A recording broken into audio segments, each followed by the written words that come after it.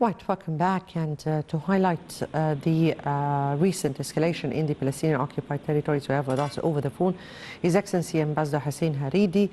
Your Excellency, good afternoon to you. Good afternoon, madam.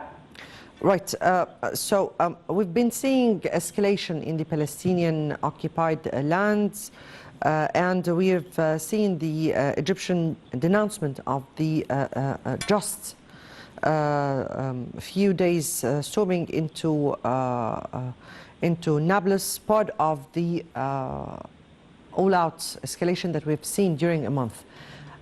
Your reading to the scene? Well, escalation is a small description of a more dangerous path that Israel has taken ever since the formation of the Israeli government headed by Mr. Netanyahu. I guess what we are facing, madam, is an official annexation, step by step, of the West Bank.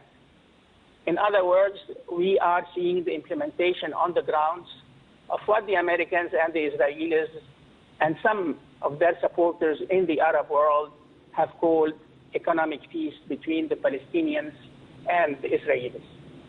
So the escalation that we are seeing, and of course we deplore and we regret and we mourn the Palestinians who lost their lives in Nablus and in Gaza and in other parts of the West Bank, we mourn them.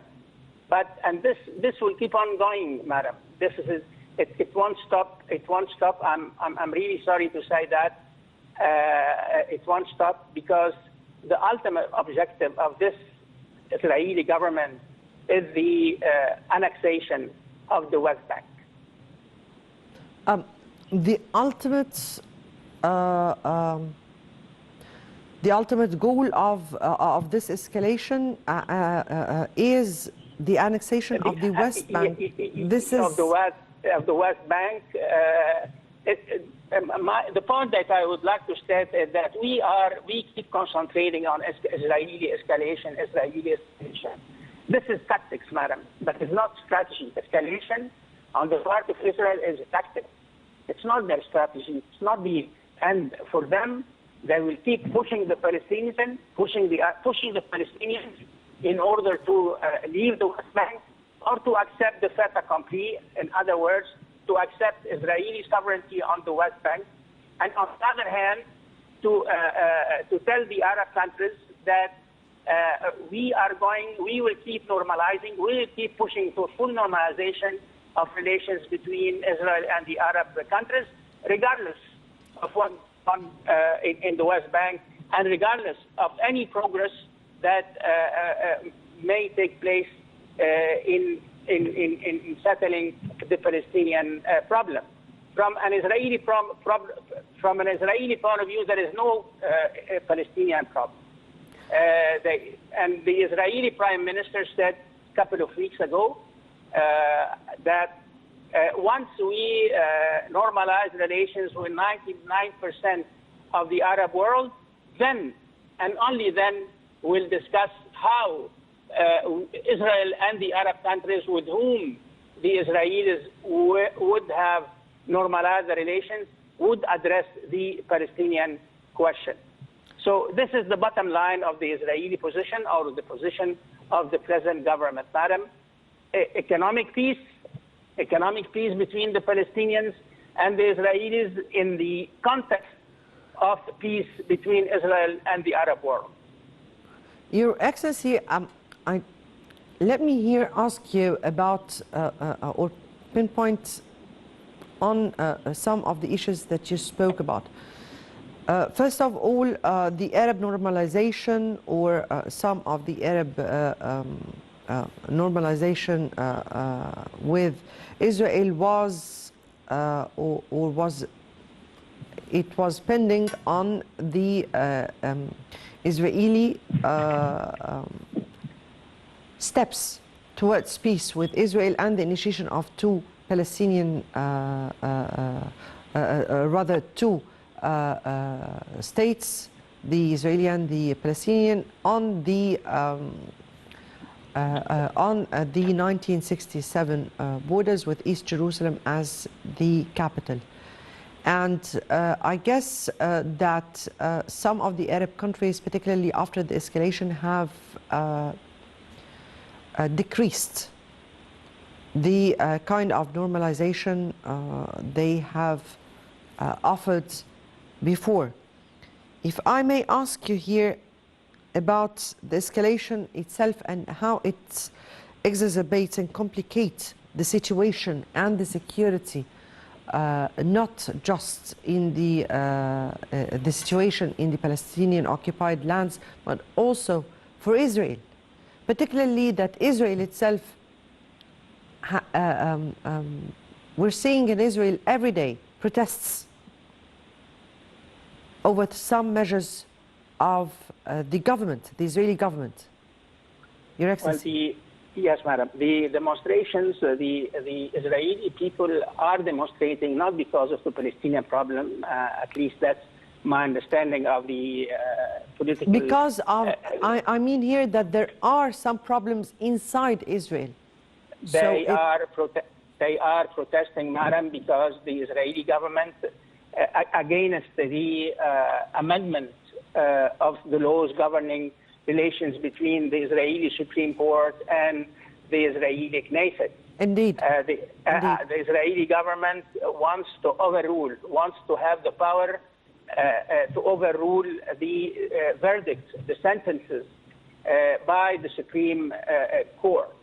And you may know, madam, that the Knesset has already adopted in a first reading a string of laws that really, according to those who follow Israeli affairs, who would make Israel a pariah among democratic countries, where the government can overrule the judiciary, and particularly the Israeli Supreme Court. So we have to take into account that the Israeli Prime Minister, and with his extremist elements in his cabinet, yes, have convinced a major part of Israeli public opinion that Israel is facing a terrorist threat, and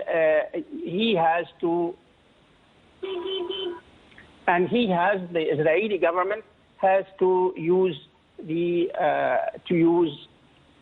power, to use force in order to defend the Israelis from the terrorism on the part of the Palestinians.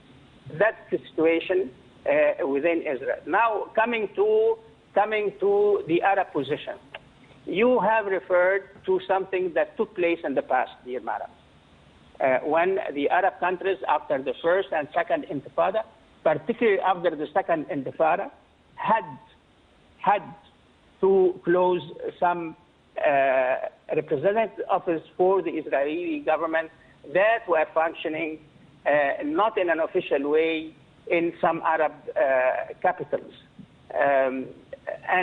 But now I don't think that this is the situation. I think that what is called the Negev process is going full steam ahead, and in fact, an Arab country that has joined the Abraham Accords would host a meeting next month, madam. It would be the second meeting. The first one took place in Israel last March. So there is when we are discussing from practically speaking, when we are discussing the Palestinian problem and Israeli policies, we have to take that into account, madam. Yes, we have to take some reactions towards the issue, but to my understanding, Your Excellency, of the reports of the official reports that spoke about the normalization, it spoke also about conditions that Israel has to abide by, and that would lead to some repercussions. Let me here take the role of Egypt so far in trying to calm the situation, and you're reading to the statements of the of Egypt's of the foreign ministry here and the vision of Egypt towards the situation. Well, Egypt has, in the last few years, the main priority from an Egyptian point of view is to avoid escalation, whether in Gaza or in the West Bank, so that the setting would be propitious for the resumption of peace talks between the Palestinians and the Israelis. Having said that, on many occasions, Egypt has always insisted that its position remains unchanged, that solving the Palestinian problem is a must for regional security and stability, and this solution should be based on the Security Council resolutions, particularly the two-state solution and East Jerusalem as a capital of the state of the Palestine state. So this is the Egyptian position, and the statement by the Egyptian Foreign Ministry that you have just referred to, Madam, has highlighted these points. Indeed, indeed, the ministry has also warned that the escalation exacerbates and complicates the situation. For a return to peace, to a stalled or the stalemate in the any Israeli or any Palestinian-Israeli peace negotiations, how do you view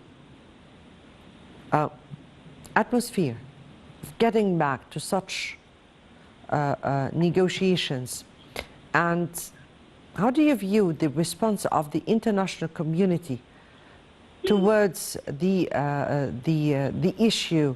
Because we have seen during the Munich Security Conference the U.S. Vice President speaking about human rights violation of Russia towards Ukraine, but at the same time, the same was ongoing in the Palestinian occupied lands. So, how do you view that? Well, of course, if we compare the position of the Americans and the West as far as the Ukraine crisis is concerned with their position in Palestine, of course, the first conclusion that would come to mind is the double standards. It's a glaring double standards, Madam. As far as Ukraine is concerned, they speak about territorial integrity, rejection of the use of force, rejection of exerting sovereignty on occupied lands, and the same principles. These principles are drawn from the Charter of the United Nations and are drawn from international law, and they apply to the occupied Palestinian territories, namely the West Bank and the Golan Heights. But when it comes to Israel, the West and the United States don't apply the same principles. They don't speak about the Charter. And whenever you have brought up escalation between commas in the Israeli escalation in the West Bank, when they speak about escalation, the responsibilities of Israel, you may have noticed, Madam, that they always equate the Palestinians and the Israelis. They have never accused the Israeli government, whether this government or any other Israeli government, of using force, excessive force, against the Palestinians. The Israeli army kills a Palestinian or two every day, and we hear nothing from Washington or from other Western capitals, madam. So definitely, this is double standard. And to tell you the truth, madam, I don't expect anything different from the United States and the West. The present American administration is just managing the conflict and finding a final peaceful political settlement for the Palestinian problem. And I doubt very much if it's a strategic priority for the American administration of Mr. Joe Biden. And having said that, I personally speaking, I don't think that in the next 2 years that we'll see in 2024 the presidential election in the United States. Personally speaking, I doubt very much if the American administration would really deal seriously and genuinely with the Palestinian problem as identified and as defined by the Palestinians, by Egypt, and by other Arab countries. Right. Your Excellency, if I may ask you here, Egypt's position towards the Palestinian cause has been always constant in its policy and diplomacy and its vision, its comprehensive vision towards the whole cause. Egypt has always warned that the Palestinian cause is the core of all problem of the Middle East. It was, and it has its own repercussions on the security and stability of the whole region.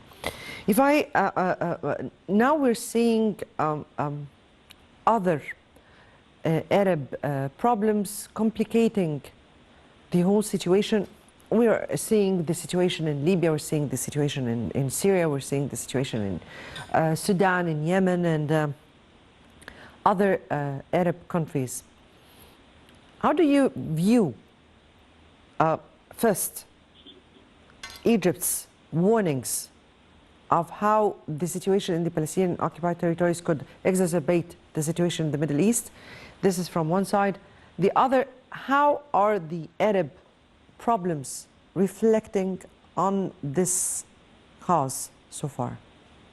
Well, as far as the last point that you have just raised, madam, is concerned, I think that we have noticed that finding solutions to the situation in Libya is, of course, has become important for the West. Not because of the Libyan people, it's because of Libyan oil. The West, the United States, and other European capitals need Libyan oil in order to meet some of the challenges that produced by the war in Ukraine. That's the first point. The second point is that Egypt, of course, Egypt with other Arab countries, all of them have always stressed that one major source of terrorism, instability, insecurity in our part of the world stems from the Palestinian problem. And historically speaking, all terrorist groups, when they try to justify their terrorist acts, they always refer to the Palestinian problem. And not only terrorist groups, but there are some regional powers that keep talking about liberating Jerusalem, and this way they are using the Palestinian problem as a vehicle for legitimizing their political systems or legitimizing their policies in the Middle East. So now the Arab world, including Egypt, of course, is facing a very serious problem when it comes to how to proceed in the years to come, at least until the end of 2024, the year of the presidential elections in the United States, how to proceed forcefully in dealing, on the one hand, with the Israeli government, and on the other hand, with providing the Palestinians and the Palestinian Authority with resilience, with moral support, political support, financial support, in order to enable the Palestinians to face the Israeli repressive machine in the West Bank. Right. Your Excellency, Ambassador Hussein Harridy, former Assistant Foreign Minister, thank you so much for being with us over the phone. Thank you very much, Madam. Thank you so much. And now we move on to this report before we continue on our discussion.